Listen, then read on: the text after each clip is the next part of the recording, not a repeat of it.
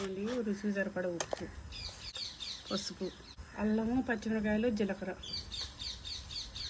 దీంట్లోకి వెన్నపూస, వామండి.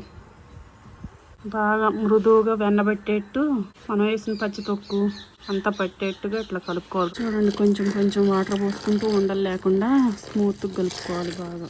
ఉప్పు అది ఇట్లా ఉన్నప్పుడు చూసుకొని కలుపుకోవచ్చు. పిండి మొత్తం ఇలా కలిపి పెట్టుకోవాలి. ముందే ఆయిల్ పట్టించా.